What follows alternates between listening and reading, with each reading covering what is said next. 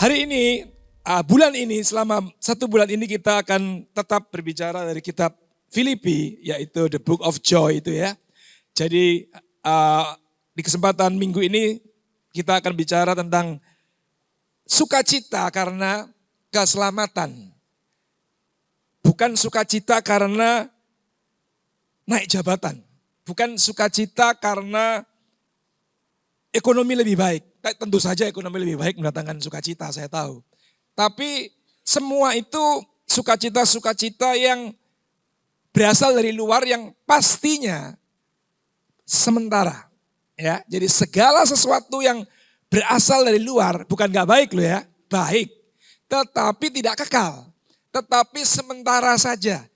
Maka itu Raja Salomo pernah menuliskan, ada waktunya kita tertawa, ada waktunya menangis.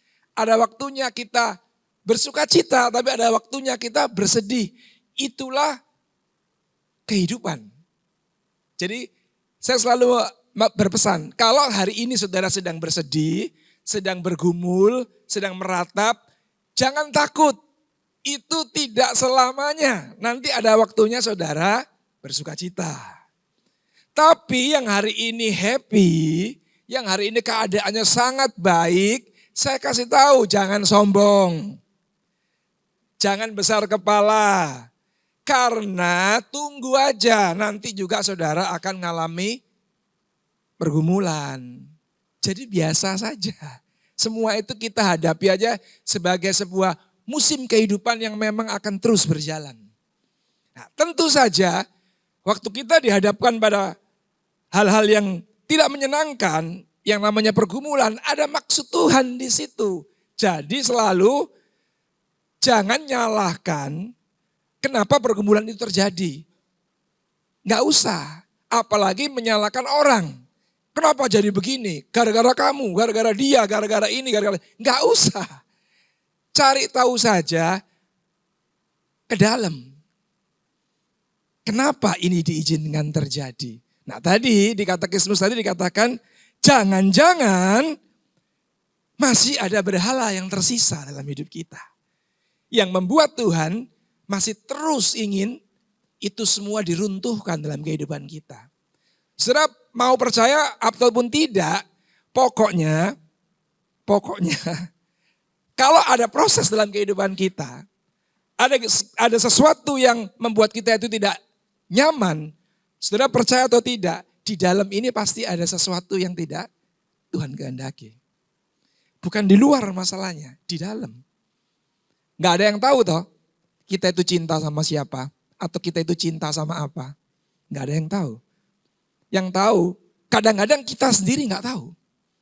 Siapa sebenarnya yang sangat kita cintai. Gak tahu kita sendiri. Makanya diizinkan persoalan, proses, pergumulan untuk introspeksi. Untuk introspeksi, kenapa? Nah satu kali di sebuah ibadah ada salah satu saudara kita, nggak apa-apa saya cerita aja ini buat contoh. Jadi kalau saudara merasa orangnya ya nggak usah marah-marah, nggak usah tersinggung ya. Ada seorang bersaksi di sebuah ibadah, dia cerita bahwa persoalan yang paling utama dalam hidupnya itu ternyata adalah gadget.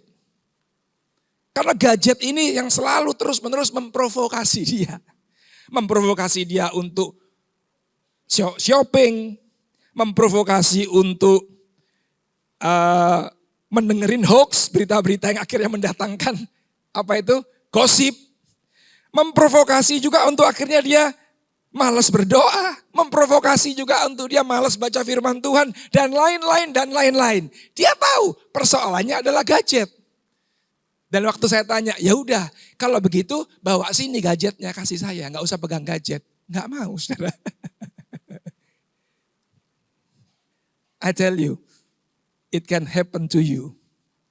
Saya kasih tahu, ini bisa terjadi pada kita. Kita tahu pun persoalannya itu apa, mau disingkirkan, nggak mau kita. Nah kalau sudah begitu, saya kan nggak bisa maksa kan. Tapi siapa yang akan memaksa kita untuk melepaskan? Tuhan kalau itu nggak berkenan. Tuhan yang akan memaksa kalau memang itu jadi persoalan dalam hidupmu. Dia akan memaksa untuk kita lepas dari apa yang kita cintai lebih daripada dia. Kan begitu lah. Oke, sekarang kita baca kitab Filipi ya. Supaya waktunya tidak habis. Saya baca ayat 12, saudara baca ayat 13 dan kita bergantian ya. Hai saudara-saudaraku yang kekasih, kamu senantiasa taat. Karena itu tetaplah kerjakan keselamatanmu. Kerjakan keselamatanmu, ingat baik-baik. Dengan takut dan gentar. Bukan saja seperti waktu aku masih hadir. Tetapi terlebih pula sekarang waktu aku tidak hadir.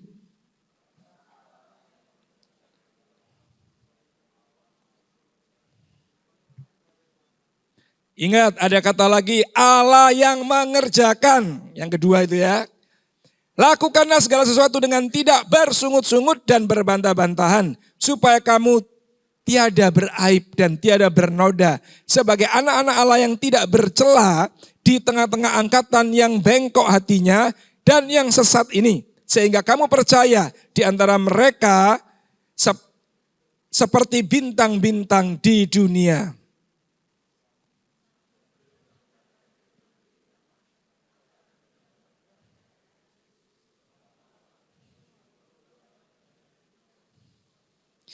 Tetapi sekalipun darahku dicurahkan pada korban dan ibadah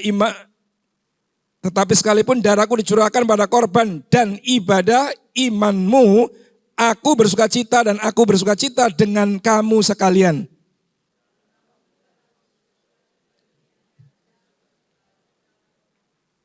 Oke. Ada 3 kata yang penting. Yang pertama tadi kerjakan keselamatanmu. Yang kedua Allah yang mengerjakan. Yang ketiga tadi saya lupa adalah kamu itu seperti bintang-bintang yang bercahaya.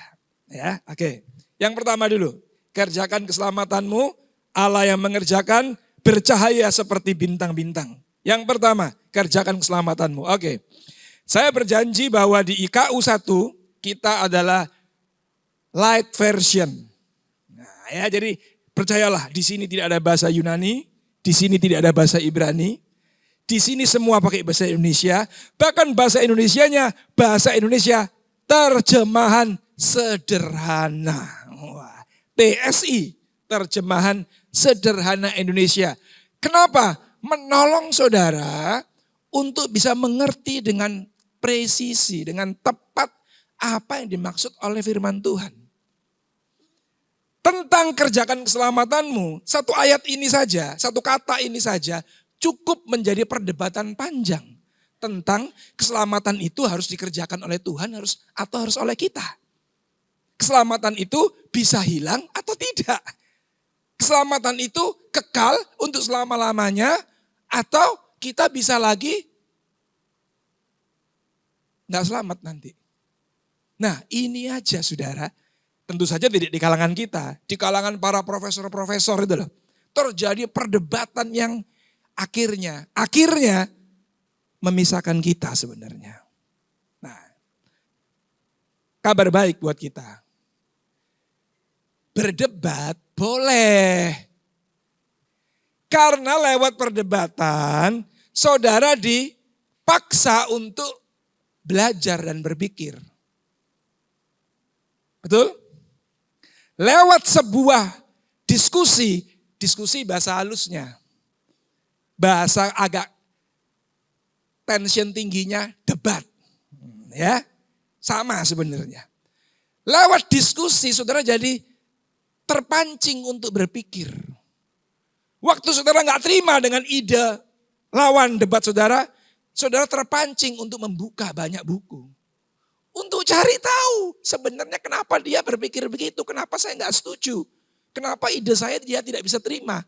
Buka referensi, buka buku. Jangan saudara ngotot sesuai dengan pikiranmu sendiri terus marah. Loh, jangan. Berdebat boleh, diskusi sehat. Apalagi setelah diskusi saudara seri 1, nggak bisa menanggalkan ide daripada lawan diskusi saudara, pulang langsung belajar, cari tahu. Minggu depan komsel lagi, ketemu lagi, diskusi lagi. Berusaha untuk mematahkan argumentasinya. Jangan orang diskusi tentang misalnya kemurahan hati. Saudara ngomong, oh kamu aja pelit. Adikmu ngomong begini, kakakmu ngomong gini. Loh.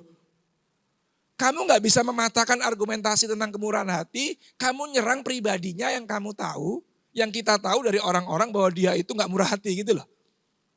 Jelas ya? Bisa jelas. Nah itu namanya bukan perdebatan sehat. Itu menimbulkan perpecahan. Kita mencari senjata, menyerang pribadi orang. Karena gak bisa mengalahkan ide pemikirannya yang cerdas. I tell you, saya kasih tahu.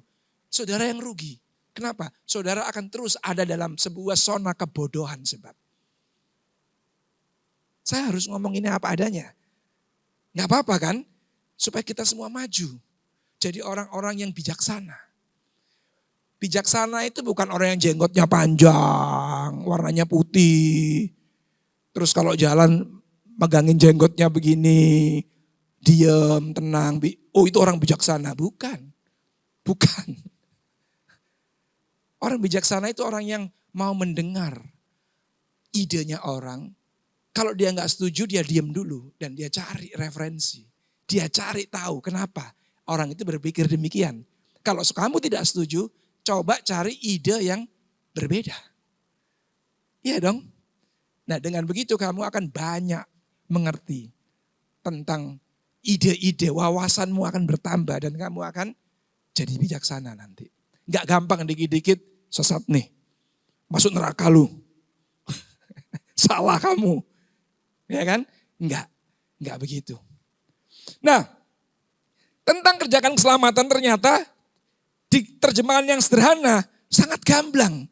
Nanti kalau mau tahu bahasa Yunaninya, ibadah kedua nanti Pastor Antoni akan bicara ibadah bahasa Yunaninya. Saya nggak perlu, saya bahasa sederhana aja. Karena itu saudara-saudari yang saya kasihi, sebagaimana kalian selalu taat kepada saya, sekarang saya mendorong kalian untuk berusaha hidup dengan cara yang pantas bagi orang yang sudah diselamatkan oleh Allah dengan takut dan hormat kepadanya. Jangan lakukan itu hanya ketika bosmu ada. Jangan ketika pemimpinmu ada. Jangan ketika pembinamu ada. Jangan ketika orang yang kamu segani ada. Paham ya? Seringkali kita berbuat pantas kalau orang yang kita segani ada di dekat kita. Begitu dia nggak ada, wah lain cerita. Lain cerita, nah, kan begitu. Nah, Paulus ngomong jangan. Karena kamu sudah diselamatkan, kamu harus hidup pantas. Setiap saat, setiap hari, setiap waktu. Ada nggak ada orang. Ada nggak ada pemimpinmu. Ada nggak ada orang yang kamu segani. Karena tetap ada mata yang melihat kita. Ya kan? Selalu ada mata yang mengawasi kita. Nah, dalam bahasa saya lebih gampangin lagi nih. Jadi kehidupan menjadi murid Kristus adalah kehidupan yang begini nih. Berjuang untuk hidup pantas sebagai orang yang sudah selamat. Diselamatkan. Bukan berjuang lagi untuk mendapat keselamatan. Ingat baik-baik ya. Saudara mau jadi orang paling baik di dunia ini. Kalau nggak menerima pengampunan Kristus Yesus yang mati di atas kayu salib. Nggak selamat. Nggak selamat. Tapi kalau kita adalah orang-orang yang menerima Yesus Kristus di atas kayu salib. Menerima pengampunannya. Sebenarnya kita dulu orang yang bobrok, orang yang memalukan, harusnya setelah menerima Kristus, menerima pengampunan, pelan-pelan kita dibawa ke arah menjadi hidup yang pantas disebut murid Kristus. Beda gak ini? Beda kan? Jadi jangan pernah saudara itu, aku gak mau lagi gosip nih. Gak mau lagi bohong nih, gak mau lagi mencuri nih, gak mau lagi berzina. Kenapa? Supaya selamat. Salah, nggak bisa. Nggak bisa. Keselamatan nggak bisa diperoleh lewat semua yang kamu kerjakan di muka bumi. Nggak bisa. Keselamatan cuman satu-satunya cara, lewat diampuni saja. Ini beda yang sangat signifikan pengajaran Kristus dan pengajaran semua tokoh yang lain. Ini. Jadi kalau saudara masih mempercayai ada banyak jalan menuju Roma, ada banyak jalan menuju keselamatan, saudara bukan murid Kristus. Bukan.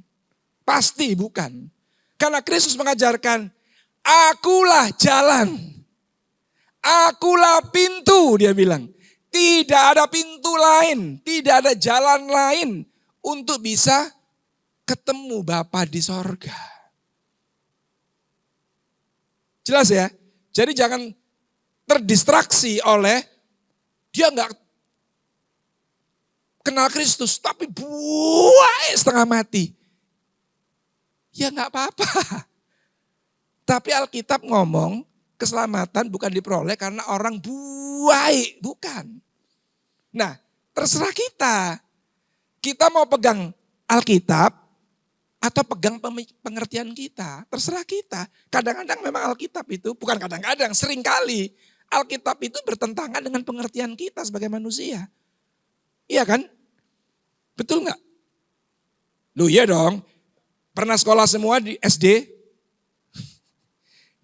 Waktu kita SD dulu, nggak tahu pelajaran apa, lupa saya. Kan ditulis ya, nabung pangkal kaya. Bener nggak itu? Nabung pangkal kaya. Ya mungkin ya. Alkitab ngajarin siapa yang nyebar harta bertambah kaya. Siapa yang nyimpen luar biasa nggak kaya-kaya katanya. Saudara megang siapa? Megang mana? Megang guru SD-mu atau pegang Alkitab? Loh, betul apa enggak? Bukan berarti saya mau ngajarin saudara nabur terus kaya loh ya. Enggak. Maksudnya Alkitab itu orang yang murah hati, yang sering menolong, sering membantu, sering berbagi, itu enggak akan kekurangan. Maksudnya. Tapi kalau saudara terjemahkan sebagai nabur jadi kaya, nabur 1 juta, bulan depan harus dapat 30 juta, sesat itu namanya. Itu bukan, itu menyesatkan Injil. Pengajaran Kristus. Ya. Oke. Jadi jelas ya. Kita itu berjuang bukan untuk lagi mencari keselamatan. Kita itu udah selamat kalau kita beriman. Percaya sungguh-sungguh bahwa kita itu sudah diampuni. Ya. Udah selamat. Nah sekarang bagaimana? Nah yang paling penting ini nih. Kan saudara pasti kalau ditanya, percaya diselamatkan Kristus? Percaya, amin. Percaya sudah diampuni, amin. Pasti dong. Nggak mungkin saudara di sini ditanya nanti keluar, percaya nggak kamu sudah diampuni Kristus, sudah diselamatkan? Nggak tahu ya, nggak mungkin kan. Saudara pasti akan ngomong, percaya, amin. Pasti saya tahu. Semua orang Kristen kalau ditanya, sudah diselamatkan? Pasti dia ngomong, amin. Percaya. Sekarang buktinya apa?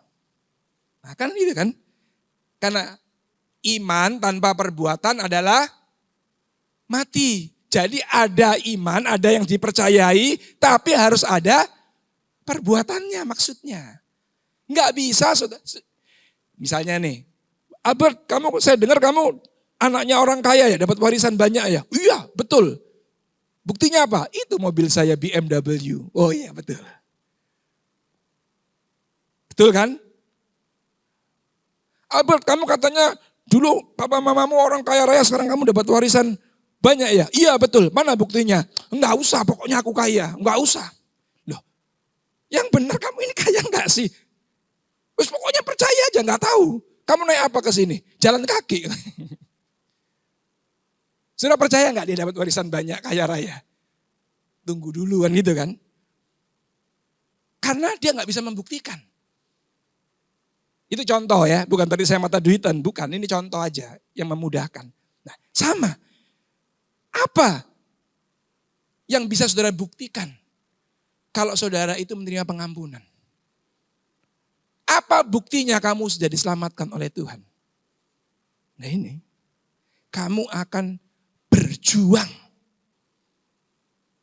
Berjuang untuk jadi pantas disebut sebagai anak-anak kerajaan Allah. Disebut sebagai anak-anak Tuhan.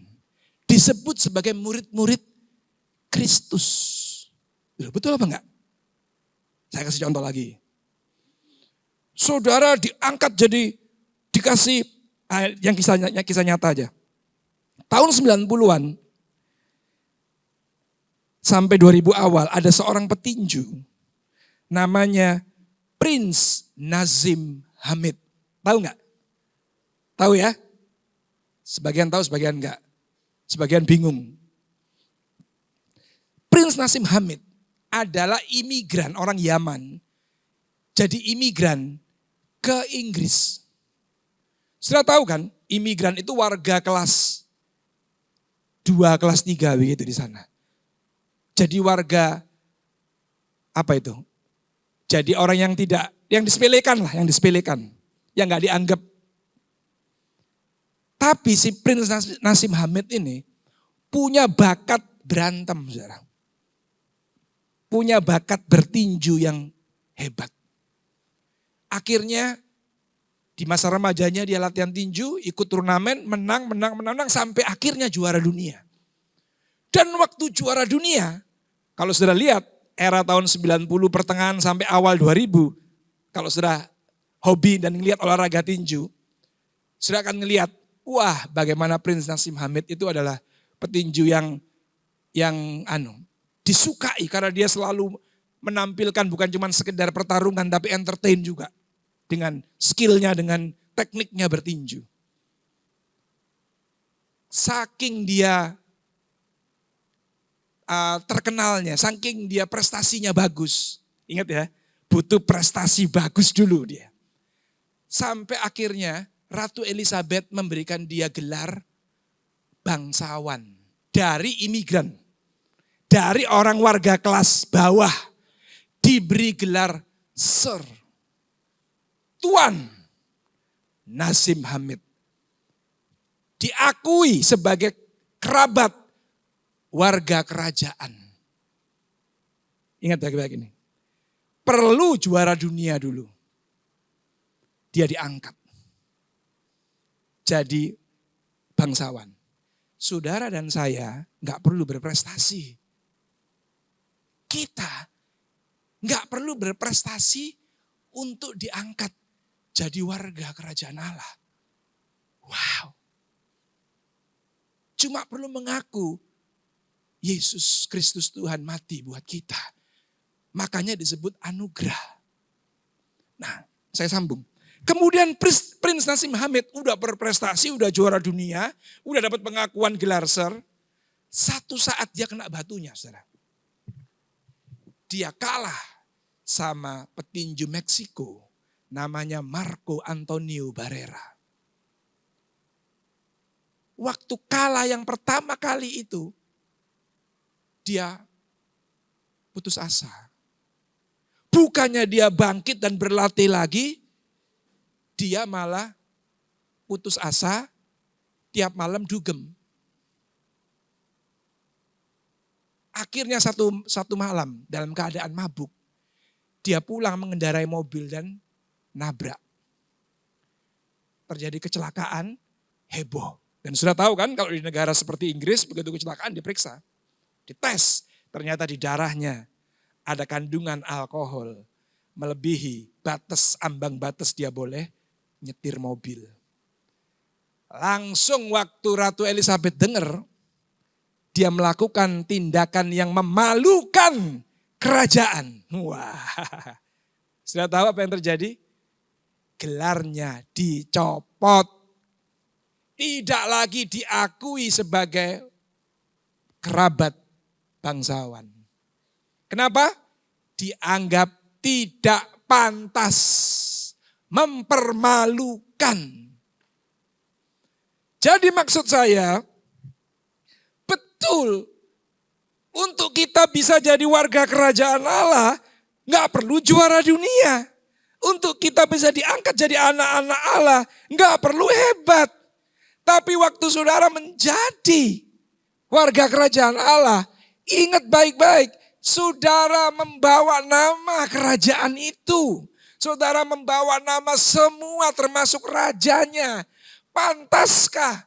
Pantaskah? Bolehkah kita berbuat seenaknya sendiri sampai raja kita dipermalukan? Pantaskah? Kalau agama nggak pernah dipermalukan, saudara. Agama bukan pribadi masalahnya. Agama cuma institusi, lembaga, nggak bisa malu dia. Jadi saudara jadi orang agama apa aja, berbuat apa aja, agamanya nggak bisa malu. Tapi kalau saudara menjadi murid Kristus, anak raja, Kristus pribadi bukan. Raja pribadi bukan. Bapa di sorga pribadi bukan. Pribadi kan, dia bisa malu nggak? Pribadi bisa malu nggak? Bisa. Makanya tentu saja raja kita keberatan. Kalau kita menampilkan kehidupan sudah diampuni, nggak perlu hebat, nggak perlu juara dunia, dikasih gelar anak Allah, terus kita memperlakukan hidup kita yang dengan gelar anak Allah itu nggak pantas. Gimana menurut saudara? Kalau saudara jadi rajanya? Kalau saudara jadi penguasanya? Iyalah, logis gak sih ini? Fair gak sih ini? Cengli gak sih ini? Menurut saya cengli banget, saudara. Menurut saya sangat fair. Kita ini sudah mendapatkan anugerah. Gak perlu berprestasi dulu. Gak perlu berbuat baik dulu. Masakah setelah diampuni kita masih mempertahankan yang sementara dengan cara-cara yang tidak pantas. Jadi bukti imanmu sudah diampuni, perbuatanmu harus selaras dengan imanmu. Kamu harus pantas jadi warga kerajaan Allah. Kamu harus pantas disebut murid-murid Kristus. Iya. Lah kalau sudah begini gak usah berdebat lagi kan. Masing-masing introspeksi aja. Pantas gak kita ini jadi murid Kristus? Pantas gak? Ngaca aja sendiri. Itulah arti daripada kita itu mengerjakan keselamatan sebenarnya. Ya. Nah, kemudian kata yang agak kontradiktif. Loh tapi kok ada kata Allah yang mengerjakan. Nah, dikatakan di situ kan karena Allah lah yang memberikan keinginan bahkan kemampuan kepada kita masing-masing untuk melakukan hal yang menyenangkan hatinya. Nah, saya bahasakan begini. Semua ide yang muncul di pikiran kita, di hati kita, semua ide, gagasan, rencana yang muncul untuk kita berkontribusi, untuk kita berbagi, untuk kita berbuat baik, untuk kita jadi dampak, itu semua berkontribusi namanya kan. Berkontribusi buat orang lain, atau komunitas, atau gereja, atau kelompok tertentu. Itu berasal dari Tuhan. Jadi maksudnya gini nih. Jangan ada yang merasa kamu itu baik. Punya ide, punya rencana, enggak ada. Ide kita, apapun yang kita lakukan, kalau kita tidak mengenal Yesus Kristus sebagai penebus kita, ide kita semua balik kepada diri kita sendiri. Percaya enggak? Sekalipun kelihatannya sudah melakukan hal-hal baik untuk orang lain, selalu ujungnya kalau ditarik di hati yang paling dalam, balik untuk kepentingan kita. Percaya nggak? Nyumbang lah, bansos lah, selalu akhirnya ditarik lagi karena kita punya kepentingan di situ. Oh enggak Pak, saya nggak punya kepentingan apa-apa, saya bukan politikus, saya nggak mencari masa.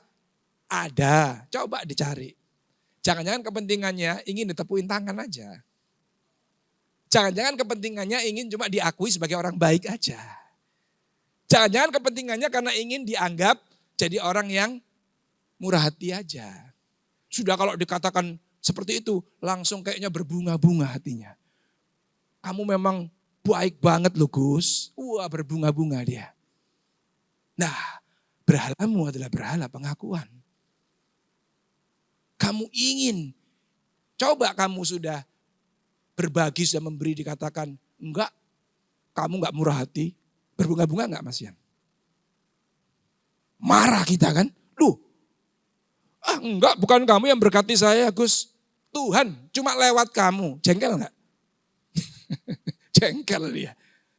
Kalau dia sudah mulai jengkel kan statement itu, berarti memang dia memberinya itu karena butuh pengakuan. Nah, untuk kita menghindari itu semua, untuk kita bisa menanggalkan semua berhala-berhala yang ada dalam hati kita, waktu kita sedang berjuang untuk jadi pantas sebagai warga kerajaan, kita harus mempersenjatai, memperlengkapi pikiran kita dengan ide yang namanya ini. Bahwa segala sesuatu yang baik yang muncul dalam hidup kita, pikiran kita, rencana kita, percayalah itu berasal dari Roh Kudus yang ada dalam kita. Sebab kalau tidak, kalau saudara merasa karena kita, saudara sedang memberi makan berhala yang ada di dalammu. Paham gak? Bisa paham gak? Di dalam kita itu ada banyak berhala, saudara. Di dalam kita itu ada banyak, kalau bahasa saya bukan berhala, serigala hitam. Iya kan?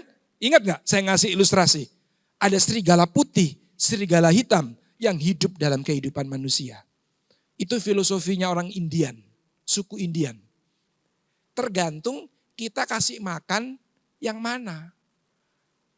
Kalau berhala hitamnya butuh pengakuan, serigala hitamnya butuh pengakuan, kita kasih makan perbuatan-perbuatan yang mendatangkan pujian bagi kita, serigala hitam makin kuat dan makin menguasai hidup kita. Serigala putihnya selalu ingin segala pujian, hormat, kemuliaan bagi Tuhan. Serigala putihnya pasti ingin less of me, more of you. Biarlah aku makin berkurang. Makin habis, makin gak kelihatan, makin gak terkenal. Tapi Kristus makin kelihatan, makin terkenal, makin dimuliakan. Itu maunya serigala putih. Serigala hitam, enggak, maunya kamu yang berupaya, kamu harus terkenal, kamu harus dipuji. Kamu yang berjuang untuk semua ini. Hey, please, no. Enggak boleh. Kenapa enggak boleh? Emang enggak boleh tak Pak saya dikenal jadi orang baik? Emang enggak boleh tak Pak? Tuhan itu enggak iri kalau kita itu dikenal jadi orang baik. Dia enggak pernah iri sebenarnya karena dia enggak pernah ingin bersaing dengan kita. Tapi dia itu khawatir. Begitu kita dipuji-puji, begitu kita menerima segala pengakuan, dia khawatir kita jadi Doraemon. Faham? Faham? Kenapa jadi Doraemon? Doraemon kan kepalanya gede kan? Loh, gak nonton Doraemon ya? Cuman saya aja yang nonton. Doraemon itu, sudah harus tahu ya, film-film kartun itu semua, mau Scooby-Doo, Doraemon, SpongeBob. Coba ditonton, jangan cuma ketawa-ketawa. Di situ selalu ada value-value yang diselipkan. Cuma kita gak paham aja. Kita kebiasaan malas mikir sebab. Kita ketawa-ketawa aja ngelihat. Padahal ada pesannya di situ. Pesannya Doraemon itu adalah makhluk yang sombong. Kepalanya besar. Makanya gampang tergelincir dia. Gampang jatuh dia. Lah Tuhan itu bukan gak setuju saudara dipuji-puji. Bukan dia takut bersaing, kalah bersaing. Bukan. Dia takut pengorbanan Kristus di kayu salib itu jadi sia-sia. Karena kita besar kepala dan tergelincir nanti. Akhirnya kematian Kristus jadi gak ada artinya buat kita. Betul gak? Coba dipikirin lagi. Kalau Kristus sudah mati buat kita, kita sudah beriman. Tapi terus karena terlalu banyak dan berharap pujian. Kita terus biarkan serigala hitam yang menuntut pujian, menuntut tepuk tangan itu kita biarkan ada dalam kita. Terus kita jadi sombong. Kita jadi terus senangnya maunya dielu-elukan, maunya dianggap benar terus. Akhirnya apa yang terjadi dalam hidup kita? Apa kita seperti Kristus? Apa kita ketemu Bapa di sorga nanti? Kan enggak kan? Jadi akhirnya pengorbanan Kristus buat kita sia-sia kan? Jadi kita harus ngerti. Ini bukannya retorika yang seolah-olah cuma mau, wah orang Kristen ya memang harus apa-apa pokoknya nomor satu Tuhan lah. Diri kita direndah-rendahkan aja deh. Bukan seperti itu maksudnya. Tapi ada maknanya. Karena kita itu rentan banget jadi sombong. Manusia ini karena sangat gampang sekali untuk menjadi balik ke naturnya. Yaitu jadi sombong. Iya kan? Jadi Tuhan itu mau menghindarkan kita dari itu sebenarnya. Maka itu enggak apa-apa jadi underdog. Underdog. Atau underrated. Enggak apa-apa. Tahu underrated? Disepelein. Dipandang sebelah mata. Enggak dianggap hebat. Enggak apa-apa saudara. Saya enggak keberatan dianggap sebagai orang nomor 2, 3, 4, 5. Enggak keberatan saya. Iya, justru enggak ada beban. Betul enggak? Tapi begitu dianggap orang nomor 1, waduh tuntutannya banyak. Beban justru. Jadi enggak usah. Enggak dianggap paling hebat enggak apa-apa. Enggak apa-apa. Memang kita enggak hebat kok. Enggak dianggap jadi orang terbaik, enggak apa-apa. Memang kita enggak baik kok. Cuman karena anugerah Kristus, kita dijadiin baik. Setuju?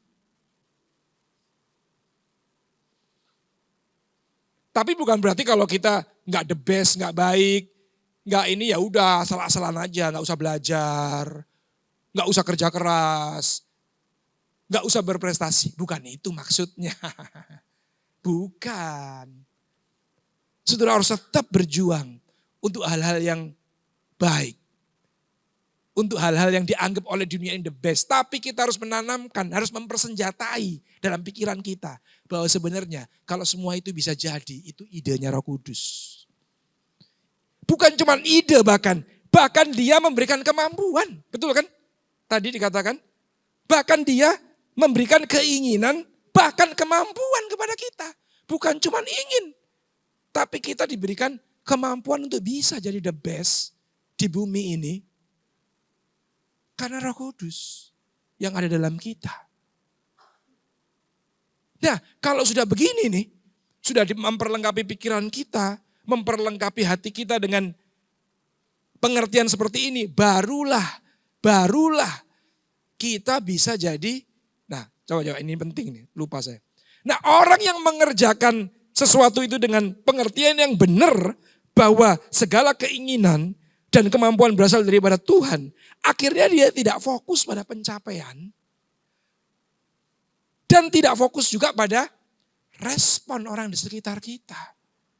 Saya nih sudah mempersiapkan ayat ini, firman ini dengan sampai malam kurang tidur.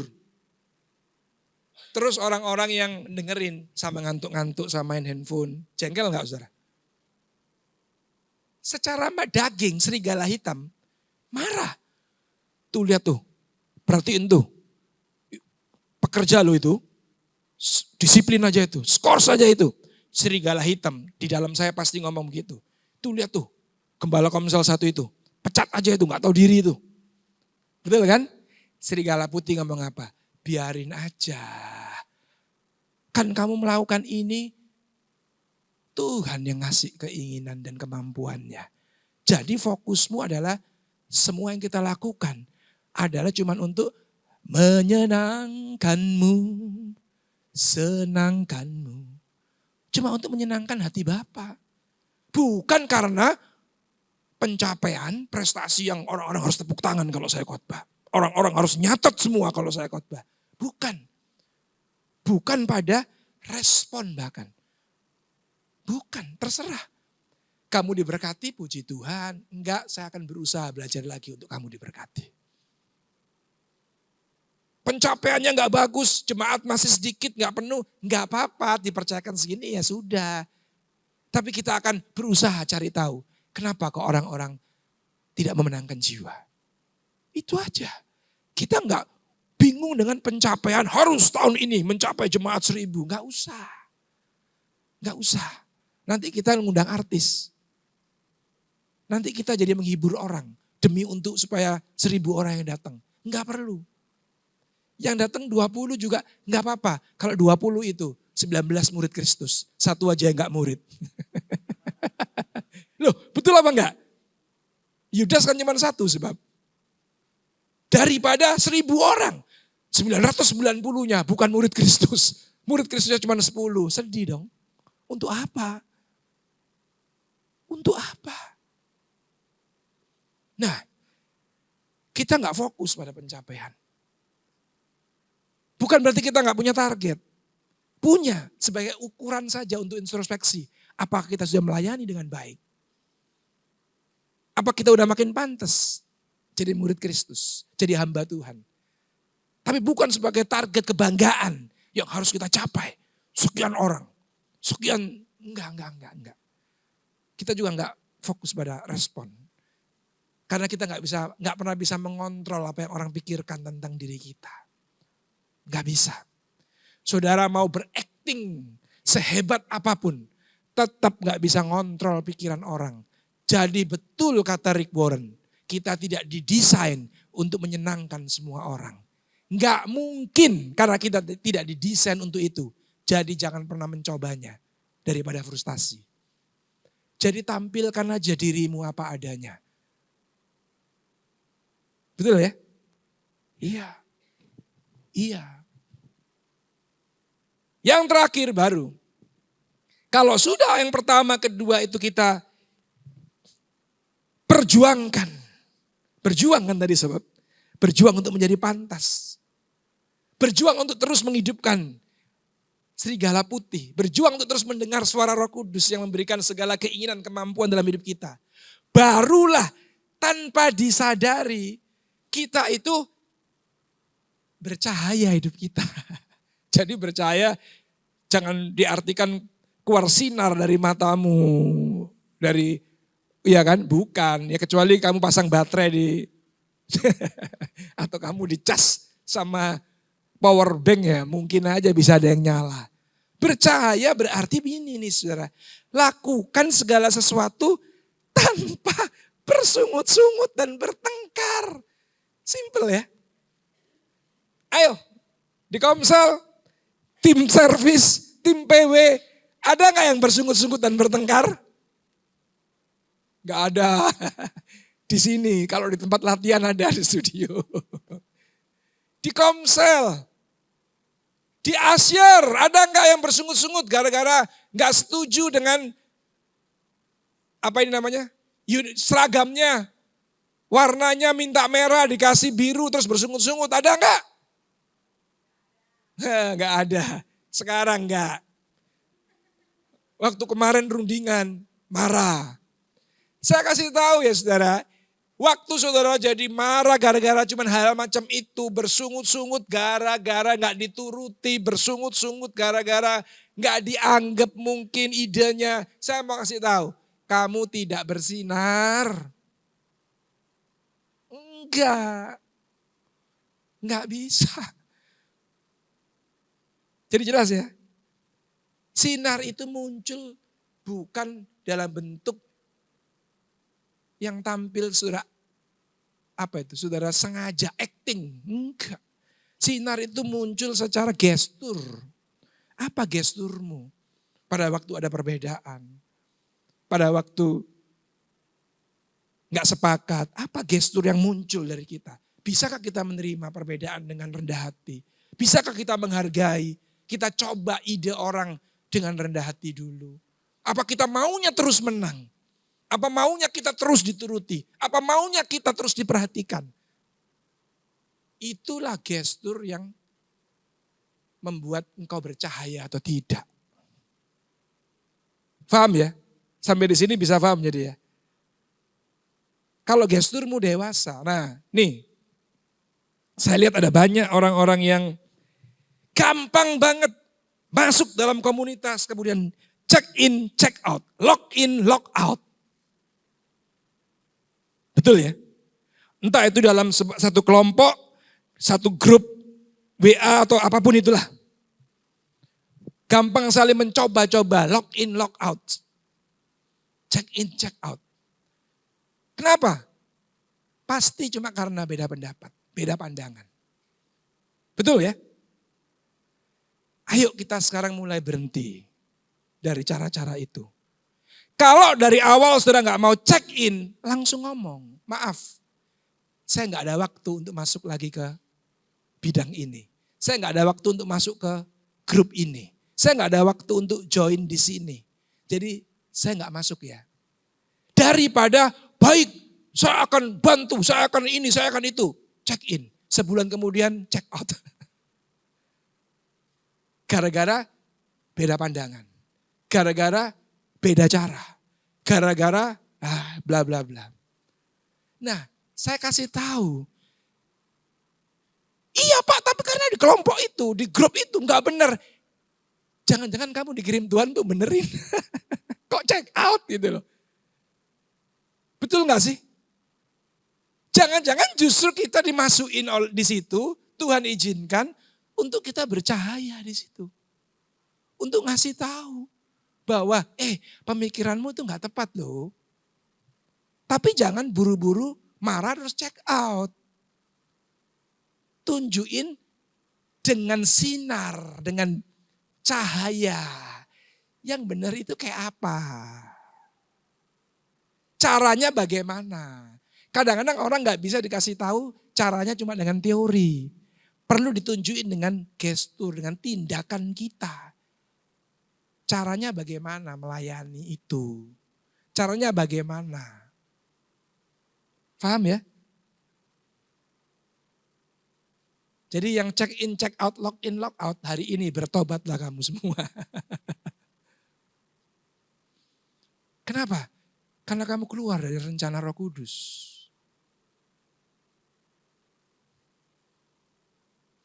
Karena kita cuma bisa jadi hebat. Kita cuma bisa jadi dewasa. Kita cuma bisa jadi kayak Kristus. Kalau kita dianiaya, bener gak? Betul gak sih? Bagaimana saudara jadi kayak Kristus, responmu jadi kayak Kristus kalau gak pernah disalib? Bagaimana? Orang Kristus disalib, dia dianiaya, terus responnya dia memberkati, mengampuni. Nah kalau kita mau jadi kayak Kristus, jadi muridnya, bagaimana respon kita sama atau tidak kalau kita tidak mengalami proses yang sama? Betul nggak? Kalau saudara ditraktir terus nggak jadi kayak Kristus, jadi kayak pendeta. Jadi kayak pendeta, iya nggak apa-apa. Begitu nggak ditraktir, tersinggung.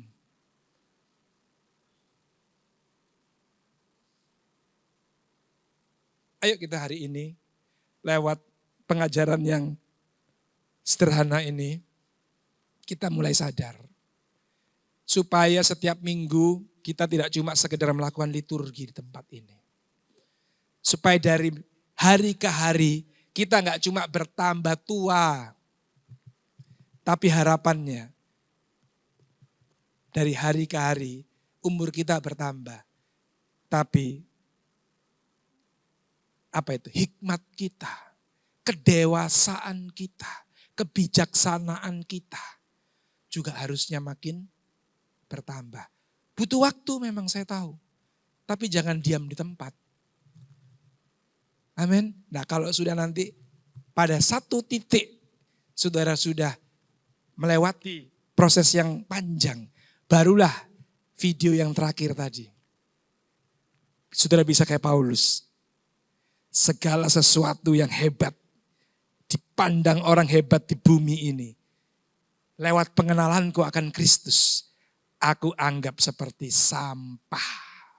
Saudara pikir gampang, ngomong begitu gampang, nulis begitu keren ya. Gagah, tapi ngalami itu aduh. Tapi waktu saudara menghidupi ini nih, nanti saudara akan bisa tahu.